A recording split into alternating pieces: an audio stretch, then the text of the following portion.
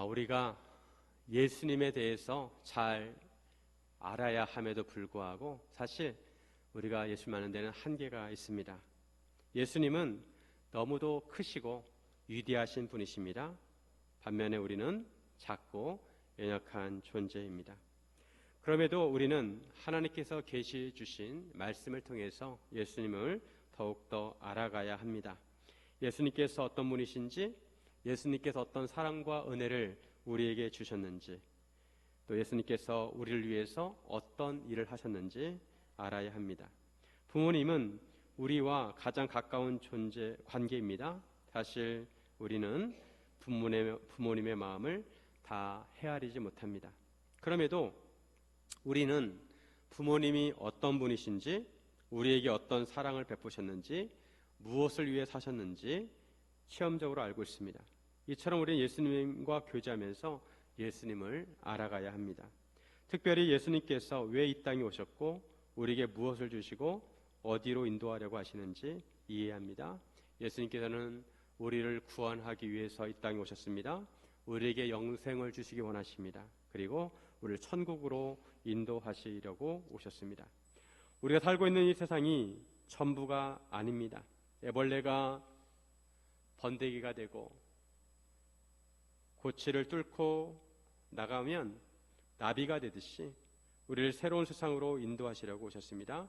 이 세상에는 천국을 믿는 사람도 있고 천국을 믿지 않는 사람도 있습니다. 흔히 말하기를 천국은 죽어봐야 안다고 합니다. 하지만 성경 말씀에 분명히 천국이 있다고 말씀합니다. 우리는 예수님께서 보여주시는 천국을 이해하고 사모해야 합니다. 이런 의미에서 우리가 영광스러운 천국에 가기 위해서 어떻게 해야 하는지 함께 나누기를 원합니다. 첫째, 예수님의 인도하심을 받아야 합니다. 우리는 우리 힘으로 천국에 갈 수가 없습니다. 우리가 천국에 가기 위해서는 예수를 먼저 믿어야 하고 예수님의 인도하심을 받아야 합니다. 예수님만이 우리를 천국으로 데려가실 수 있습니다. 예수님께서는 12제자들과 함께 사역을 하시다가 이제 새로운 사역을 하려고 하십니다. 이제 예수님께서 십자가 사역을 감당하셔야 합니다. 가이사랴 빌립보에서 베드로는 예수님께 신앙 고백을 했습니다. 주는 그리스도시요 살아계신 하나님의 아들이십니다. 이것은 예수님의 정체성을 나타내는 말입니다. 베드로와 제자들은 예수님의 정체를 알고 고백을 했습니다. 하지만 그들은 예수님의 사역을 다 이해하지 못했습니다. 예수님께서 제자들에게 예수님께서 앞으로 예루살렘에 올라가셔서 십자가에 달려 들어가셨다가 3일 만에 다시 살아나셔야 한다는 말씀을 하셨을 때 베드로는 예수님께 강한 항의를 했습니다. 그러다가 사탄아 물러가라는 말을 들었습니다. 예수님께서 저들에게 진정한 제자도에 대해서 말씀하십니다. 너희가 나를 따라오면 자기 자신을 부인하고 자기 십자가를 지고 따라야 한다고 하셨습니다.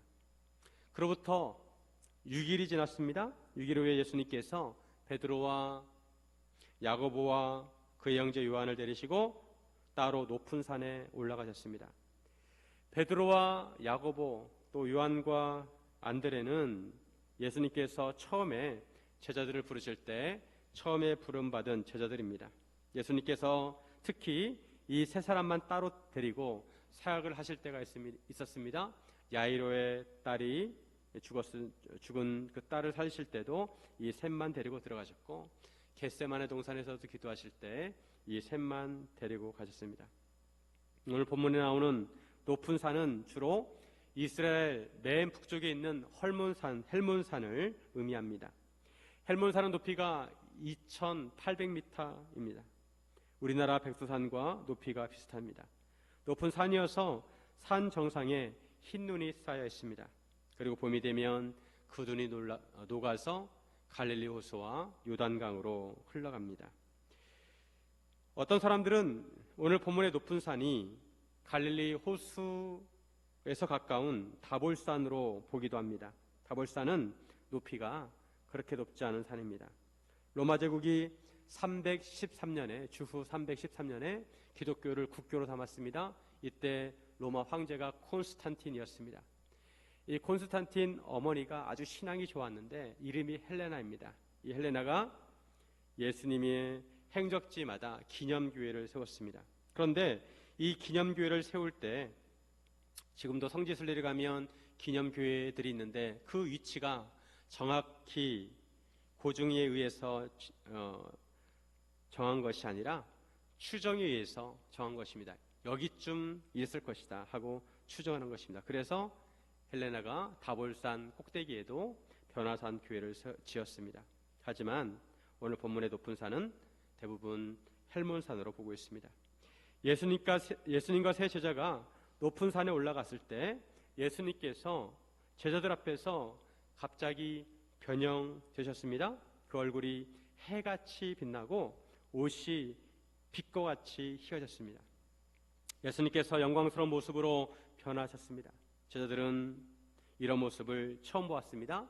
예수님께서는 하나님이시고 신성을 가지고 계십니다. 하지만 참 인간이 되셔서 우리와 똑같은 모습으로 사셨습니다.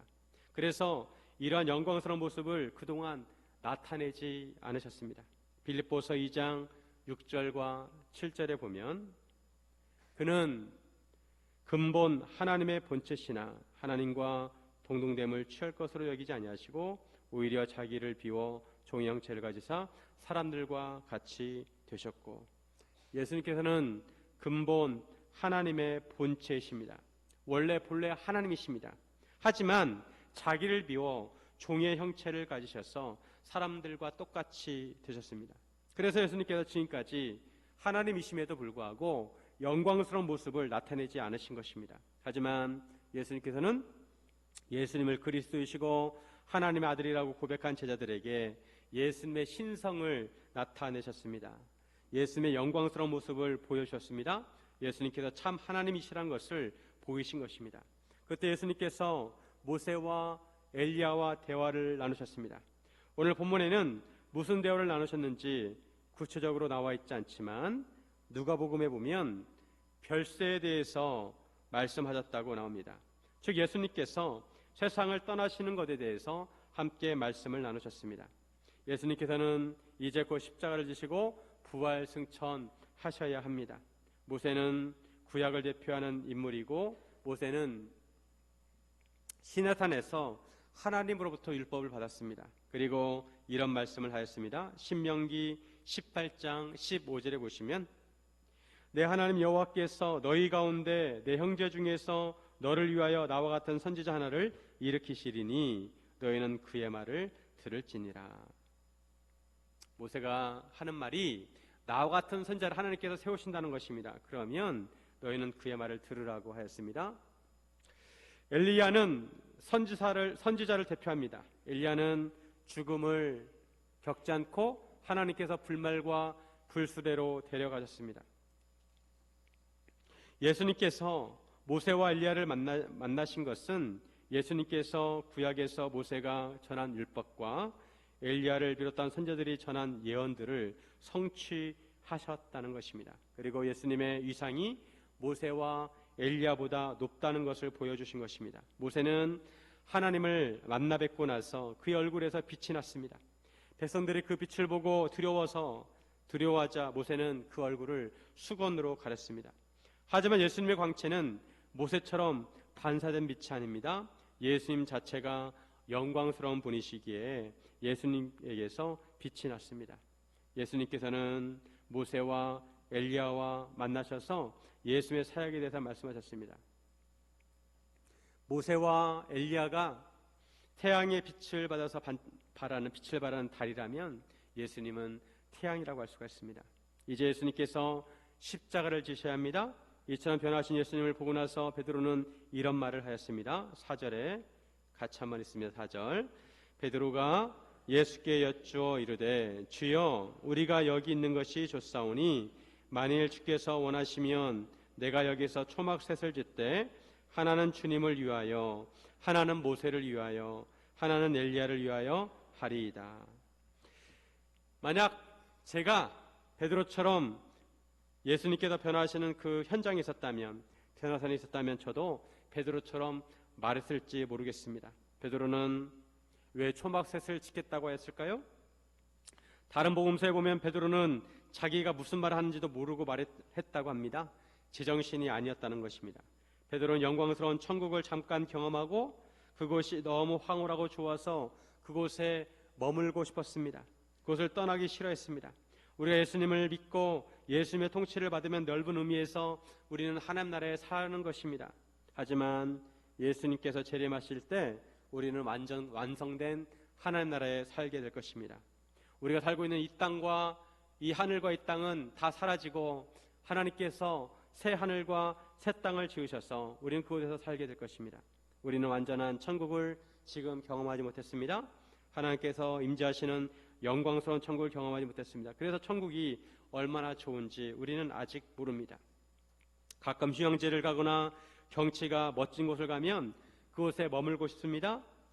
그저 멋진 풍경을 바라보는 것만으로도 힐링이 됩니다. 그런 곳에 오래 머물고 싶어 합니다. 천국은 그런 곳과 비교가 되지 않습니다.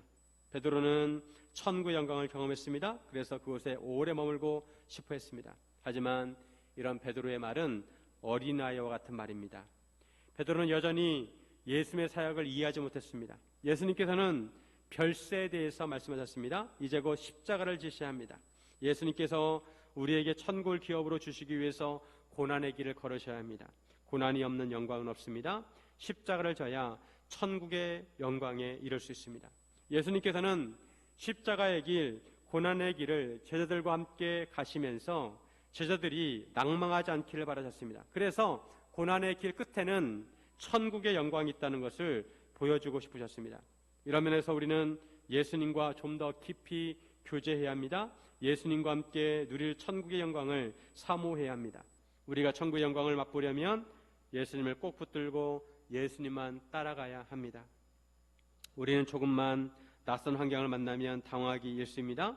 특히 안정형은 생활의 변화를 싫어합니다. 새로운 환경에 적응하는 것을 힘들어합니다. 하지만 우리는 항상 우리가 사는 세상이 변한다는 것을 인정해야 합니다. 이 세상은 영원하지 않습니다. 우리는 시시때때로 변하는 세상을 보면서 영원한 천국을 사모해야 합니다. 천국에서 우리가 이 세상에서 경험하지 못한 영광을 경험하게 될 것입니다. 여러분은 천국에 가고 싶습니까? 천국에 그렇게 가고 싶지 않으신가 봐요. 천국에 가고 싶습니까? 이런 천국에 우리 스스로는 갈 수가 없습니다. 우리는 예수님을 따라가야 합니다. 예수님의 인도하심을 받아야 합니다. 우리가 예수님을 믿고 예수님과 연합하면 천국에 갈 수 있고 천국의 영광을 맛볼 수가 있습니다. 사랑하는 성도 여러분, 천국의 영광을 사모하시기를 주님의 이름으로 축원드립니다. 둘째, 예수님의 말씀을 새겨 들어야 합니다.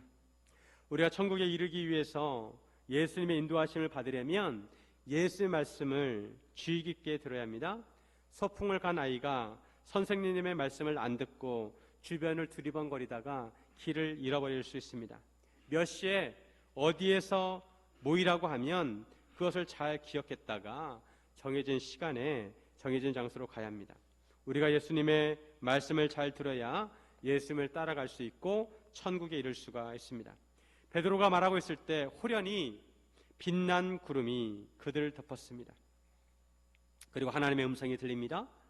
5절에 보시면 5절 같이 한번 있습니다. 말할 때 호련히 빛난 구름이 구름을 덮음에 구름 속에서 소리가 나서 이르시되 이는 내 사랑하는 아들이요 내 기뻐하는 자니 너희는 그의 말을 들으라 하시는지라. 베드로와 제자들은 하나님께서 말씀하신 소리를 들었습니다. 구름 속에서 소리가 났습니다. 구름은 하나님의 임재를 나타냅니다. 그래서 구약에서 성막이 완성되었을 때 신의 산 정상에 있던 구름이 성막을 덮었습니다. 하나님께서 말씀하시기를 이는 내 사랑하는 아들이요 내 기뻐하는 자라 하십니다. 베드로가 예수님께 신앙 고백을 한 것처럼 하나님께서 그대로 그것을 확증시켜 주십니다. 예수님은 하나님 아버지의 아들이십니다. 그리고 하나님께서는 이전에 같은 말씀을 하신 적이 있습니다. 예수님께서 요단강에서 세례를 받고 올라오실 때 하늘이 열리면서 하나님께서 같은 말씀 하셨습니다. 이는 내 사랑하는 아들이요 내 기뻐하는 자라. 예수님께서 요단강에 세례를 받고 올라오실 때 성령님께서 비둘기같이 임하시고 하나님 아버지께서 말씀하셨습니다. 하나님 아버지께서 예수님의 신분을 확증시켜 주셨습니다. 예수님은 하나님의 독생자이십니다. 그런데 사탄은 광야에서 예수님을 시험합니다. 내가 하나님의 아들이거든 돌을 떡으로 만들어라. 사탄은 예수님의 정체성을 흔들었습니다. 그뿐 아니라 당시 이스라엘 지도자들도 예수님을 인정하지 않았습니다. 예수님께서 메시아로 오셨고 그리스도로 오셨는데도 유대인들은 예수님을 인정하지 않았습니다. 하나님의 아들로 인정하지 않았습니다. 어떻게 율법을 가장 잘 안다고 하는 자들이 그렇게 예수님을 알아보지 못했을까요? 오늘 본문에서 하나님께서 강조하신 말씀이 있습니다. 그것은 너는, 다시 한번 보시면, 너는 내 사랑하는 아들이요 내 기뻐하는 자라. 그 다음에 뭐라고 말씀하셨냐면, 너희는 그의 말을 들으라. 너는 그의 말을 들으라. 앞에서도 나왔지만 신명기 18장 15절에서도 여호와 하나님께서 모세와 같은 선지자를 보내신다고 하셨는데, 그 다음에 하신 말씀이 있는 말씀이 뭐냐면 그의 말을 들으라. 하나님께서 선지자도 보내시면 선지자의 말을 들어야 합니다. 그리고 하나님께서 독생자 예수님을 우리에게 보내셨는데 예수님의 말씀을 들으라는 것입니다. 사람들은 다 귀를 가지고 있습니다. 귓구멍은 다 열려 있습니다. 귓구멍에 덮개가 있어서 열었다 닫았다 할 수가 없습니다. 소리가 들리면 언제든지 들을 수 있습니다. 그런데 문제는 사람들이 들으면서도 듣지 않는다는 것입니다. 같은 말씀을 듣는데도 어떤 사람은 그 말씀을 듣지 않습니다. 말씀을 듣지 않는다는 것은 그 말씀에 관심이 없고 믿지 않는다는 것입니다. 그런데 하나님 아버지께서는 제자들에게 예수의 말씀을 새겨 들으라고 하십니다. 너희는 그의 말을 들으라. 하나님께서 왜 이런 말씀하셨을까요? 제자들이 하도 예수님을 이해하지 못하니까, 예수님께서 앞으로 이루실 십자가와 부활에 대해서 말씀하시는데도 도대체 제자들이 알아듣지 못합니다. 그런 제자들에게 하나님께서 예수님의 말씀을 듣고 믿으라는 것입니다. 하나님 아버지께서 왜 제자들에게 이런 말씀하셨을까요? 예수님은 분명히 하나님의 아들이시라고 확인시켜 주셨고 예수 말씀을 듣고 그 사역에 동참하라는 것입니다. 예수님께서는 말씀 그 자체이십니다. 하나님께서 구약에서 선지자들을 통해서 말씀을 전해주셨습니다. 선지자들의 직무는 하나님의 말씀을 하나님으로부터 받아서 백성들에게 전하는 것입니다. 하지만 이스라엘 백성들은 오히려 선지자를 핍박했습니다. 그들은 그들이 듣기 좋은 말만 듣고 듣기 싫은 말은 귀를 막아버렸습니다. 하나님의 백성들이 하나님의 말씀을 듣지 않자 하나님께서 이제는 최종적으로 마지막으로 독생자 예수님을 보내신 것입니다. 예수님께서는 말씀 그 자체이십니다. 요한복음 1장 1절에 태초에 말씀이 계시니라. 이 말씀이 하나님과 함께 계셨으니 이 말씀은 곧 하나님이시니라. 태초에 말씀이 계셨습니다. 이 말씀은 곧 예수님이십니다.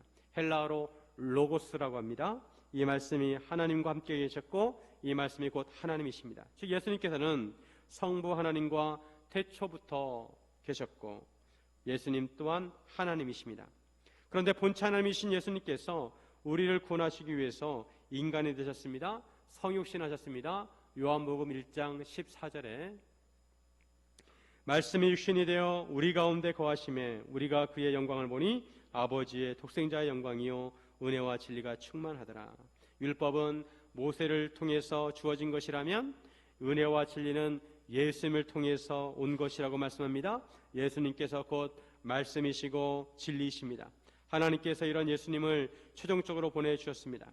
예수님께서 이 땅에 오셔서 자신의 말씀을 하신 것이 아니라 하나님 아버지로부터 받은 말씀을 전하셨습니다. 항상 하나님 아버지께 기도하면서 하나님의 말씀을 전하셨습니다. 그러기에 예수님의 말씀에 답이 있습니다. 우리 인생에 답이 있고 우리가 구원을 받는데 답이 있고 천국에 이르는 답이 있습니다. 그래서 하나님께서 예수의 말씀을 새겨 들으라고 하신 것입니다. 듣는 것도 정도의 차이가 있습니다. 어떤 사람 말씀을 들을 때 한쪽 귀로 듣고 한쪽 귀로 흘립니다. 그런데 어떤 사람은 한 글자 놓칠까 봐 그 말씀을 마음에 새깁니다. 선생님이 가르칠 때 학생들의 눈동자를 봅니다. 어떤 학생은 선생님과 눈도 마주치지 않습니다. 자기 생각에 빠져가지고 선생님의 말씀에는 관심도 없습니다. 그런데 어떤 학생은 눈이 초롱초롱합니다. 선생님을 뚫어지라 바라보면서 한 글자도 놓치지 않겠다는 눈빛으로 듣습니다. 말씀을 듣는 태도가 다릅니다. 말씀을 듣는 마음은 태도로 나타납니다. 우리도 하나님의 말씀을 들을 때 어떤 자세와 어떤 태도로 듣느냐가 중요합니다. 역사적으로 보면 우리가 하나님께 예배를 드릴 때 이처럼 앉아서 예배를 드린 경우가 얼마 되지 않았습니다. 예전에는 다 서서 예배 시간 내내 예배를 드렸습니다. 앉아서 예배를 드리더라도 하나님 말씀을 들을 때는 서서 일어서서 말씀을 들었습니다. 중세 시대에는 성경이 귀했습니다. 그래서 성경 말씀을 들으려면 예배당에 예배드리러 와가지고 신부가 성경을 읽을 때 그 말씀을 들어야 했습니다. 우리가 어떤 태도로 말씀을 듣느냐가 중요합니다.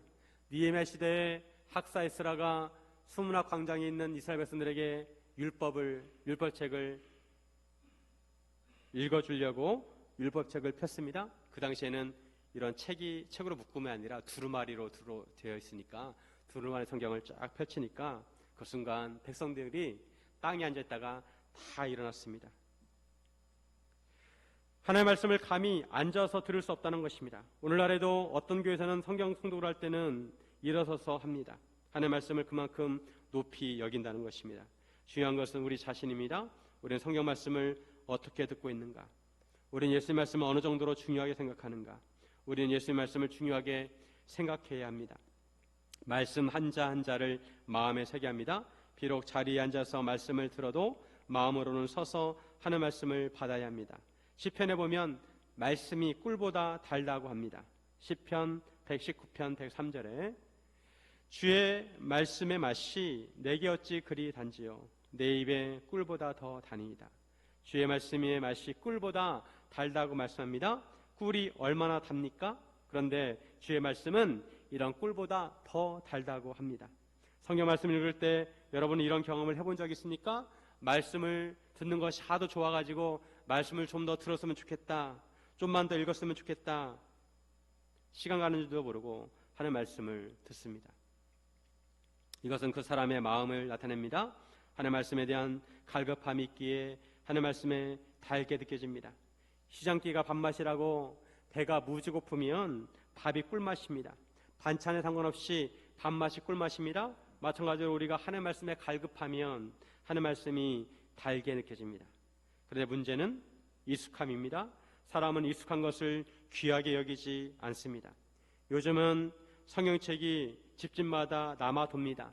집안에 성경책이 굴러다닙니다. 인터넷이나 휴대폰으로도 언제든지 말씀을 볼 수가 있습니다. 그러다 보니 성경이 익숙해져서 그런지 귀하게 여기지 않는 것 같습니다. 하지만 익숙하다고, 흔하다고 귀하지 않은 것이 아닙니다.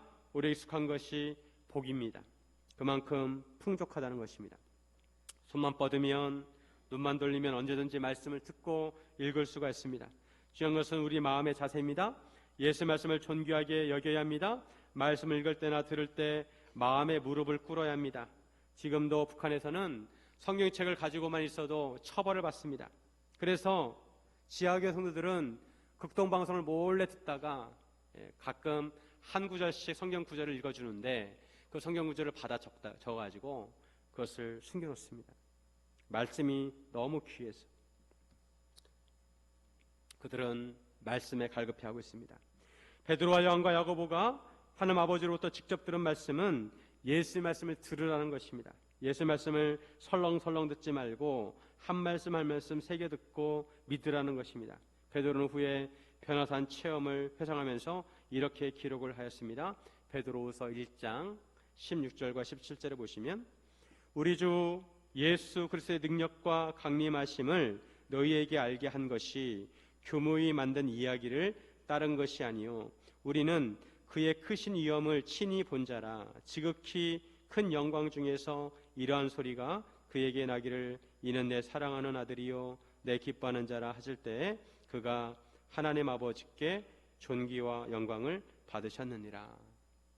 여기 자세히 보시면 이 변화사 체험이 꾸며낸 이야기가 아니라는 것입니다. 만약에 꾸며냈다면, 거기서 꾸며냈다면 이 체험을 베드로 혼자만 한 것이 아니라 요한도 했습니다. 요한도 살아있습니다. 만약에 베드로 거짓말했다면 요한이 너 거짓말했다고 얘기했을 것입니다. 이것이 꾸며낸 이야기가 아니라 자기들이 직접 체험한 말씀이라는 것입니다. 그리고 자기들이 직접 하나님의 음성을 들었다는 것입니다. 이러한 변화사 체험을 통해 베드로는 말씀을 더 확실히 알게 되었 믿었다고 말씀합니다. 베드로 후서 1장 19절에 또 우리에게는 더 확실한 예언이 있어 어두운 데를 비추는 등불과 같으니 날이 새어 샛별이 너희 마음에 떠오르기까지 너희가 이것을 주의하는 것이 옳으니라. 얼핏 보면 체험보다 예언이 더 확실하다 이런 의미로 받아들이지만 다른 버전에 보면 이 체험을 통해서 말씀을 예언을 더 확실하게 믿었다는 의미가 있습니다. 이 말씀이 어두운 데를 비추는 등불과 같고 날이 새어 샛별이 마음에 떠오르기까지 비춰준다는 것입니다. 즉 말씀이 우리 마음에 동이 트게 하고 빛이 된다는 것입니다. 주의 말씀이 우리 발의 등이 되고 우리 삶의 길에 빛이 된다는 것입니다.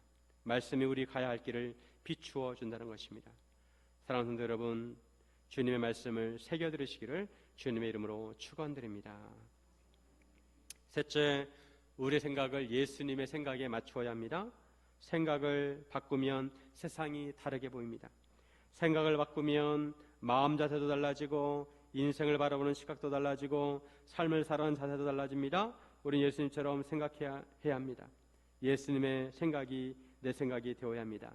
남의 집 종이 되어서 마당을 쓸 때 그저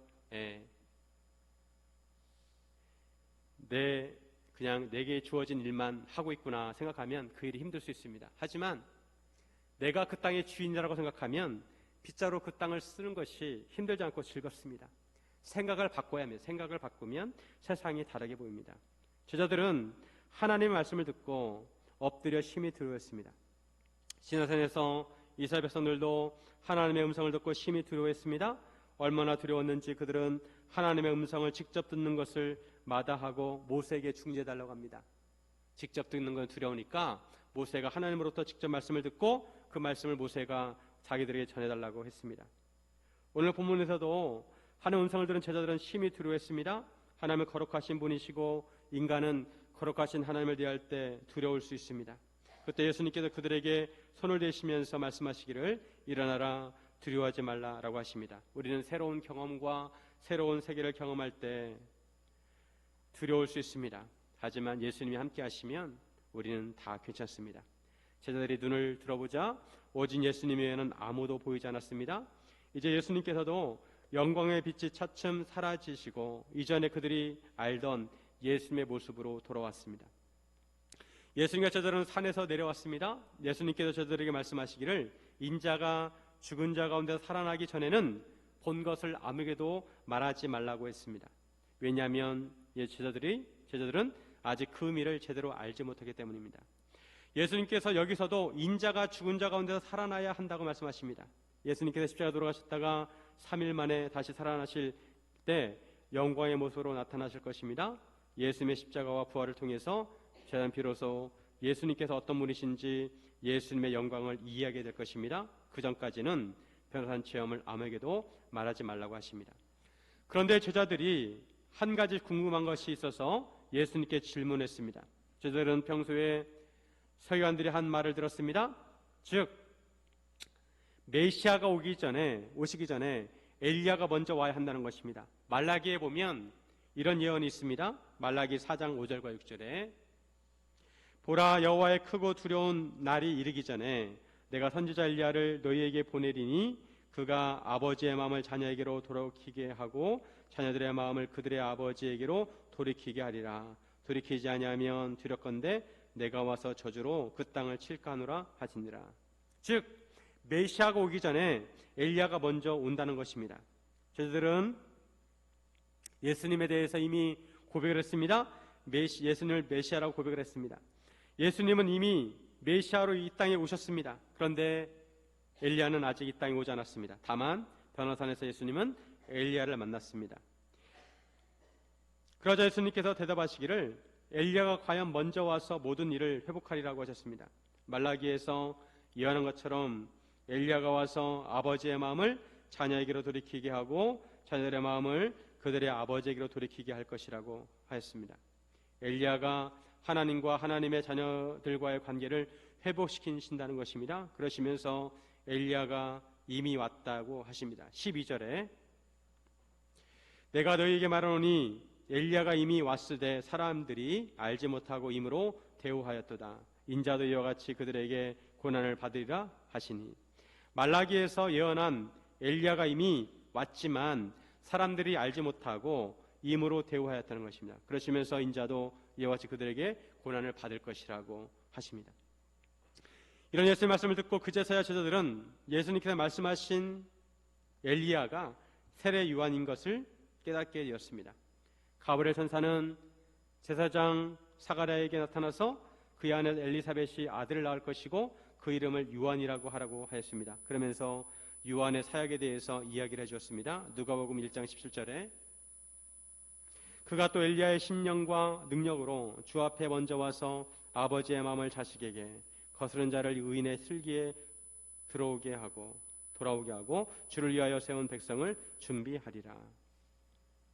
근데 요한복음에 보면 사람들이 이 세례 요한한테 묻습니다. 너는 누구냐?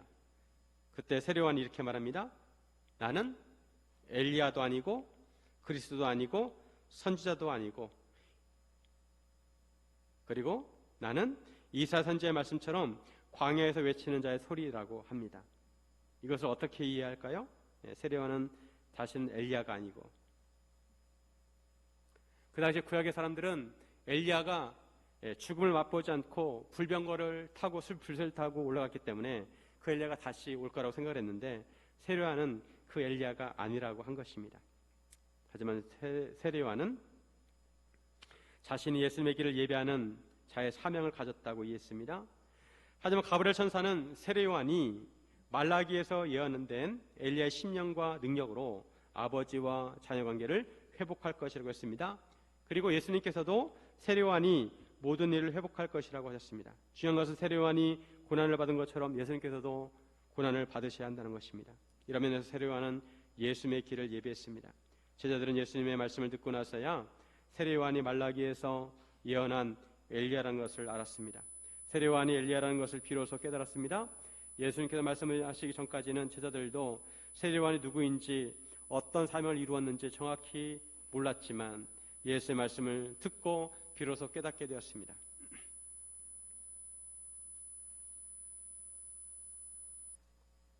이처럼 우리는 성경 말씀을 알고 있어도 그 의미를 정확히 깨닫지 못합니다. 하지만 예수님께서 보내신 성령님을 통해서 말씀의 의미와 진리를 비로소 깨닫게 됩니다. 그리고 그 깨달음을 통해서 우리 인생과 세상을 바라볼 때 이전과 다르게 보입니다. 새로운 세상을 보게 됩니다. 이처럼 생각이 바뀔 때 세상을 다르게 보는 것을 가리켜서 코페르니쿠스적 전환이라고 합니다. 코페르니쿠스는 폴란드 신부였는데 지동설을 주장했습니다. 그 전까지 사람들은 천동설을 믿었습니다. 천동설은 지구를 중심으로 해와 달이 지구를 돈다는 주장입니다. 지구는 평평하고 먼 바다로 나가면 낭떠러지가 있을 거라고 생각했습니다. 인간들의 눈에는 그렇게 보입니다. 하지만 코페르니쿠스는 지구가 둥글게 생겼고 지구가 태양 주변을 돈다고 주장했습니다. 지구가 평면으로 생겼다고 생각하는 사람과 지구가 둥글게 생겼다고 생각하는 사람은 큰 차이가 있습니다. 지구를 평면으로 생각하는 사람은 바다 멀리까지 나갈 수가 없습니다. 왜냐하면 멀리 나가면 낭떠러지로 떨어지기 때문입니다. 하지만 지구가 둥글다고 생각하는 사람은 배를 타고 항해를 합니다. 항해를 하다 보면 결국 제자리로 돌아올 수가 있습니다. 실제로 지동설을 믿는 사람들이 새로운 대륙을 발견하게 되었고 새로운 세상을 만나게 되었습니다. 마찬가지로 우리가 무엇을 믿냐에 따라서 우리가 사는 세상이 다르게 보입니다. 여전히 인간의 눈에 보이는 것처럼 사람이 죽으면 끝이라고 생각하는 사람은 죽음 이후의 세계를 알지 못합니다. 하지만 우리가 예수님을 믿고 예수님 말씀을 새겨 들으면 사람이 죽은 이후에 또 다른 세계가 있다는 것을 알게 됩니다. 애벌레와 번데기는 고추 안에 갇혀 있습니다. 하지만 고치를 벗어나면 나비가 되어서 넓은 세상을 날아다닙니다. 마찬가지로 인간도 어머니 뱃속에 있을 때 어머니 뱃속이 전부인 것처럼 생각합니다. 하지만 어머니 뱃속에서 나오면 우리는 더 넓은 세상을 만나게 됩니다. 그리고 예수님의 말씀에 의하면 우리가 예수님을 믿고 예수님을 따라가면 천국에 이르게 된다는 것입니다. 우리에게 영광스러운 천국이 있다는 것입니다. 천국이 있다고 믿는 사람과 천국이 없다고 믿는 것에 따라서 이 세상에서의 인생이 달라집니다. 거짓 나사로처럼 이 세상에서 어렵고 불행한 삶을 살아도 천국에 이를 것을 믿는 사람은 소망을 가지고 살아갑니다. 하지만 천국이 없다고 생각하는 사람은 아무리 이 세상에서 많은 부와 권력을 가졌다 하더라도 소망이 없습니다. 우리 예수님을 통해 천국을 볼 수 있어야 합니다. 그리고 예수님처럼 생각해야 합니다. 그래야 이 세상이 전부인 것처럼 살지 않고 천국의 영광을 바라보며 살 수가 있습니다. 우리 예수님처럼 생각하고 예수님의 눈으로 보면 우리가 불만족스럽게 생각하는 이 현실도 다르게 보일 것입니다. 왜냐하면 우리의 본향은 이 세상이 아니라 천국이기 때문에 그렇습니다. 사랑하는 성도 여러분, 천국의 영광을 사모하시기를 주님의 이름으로 축원드립니다.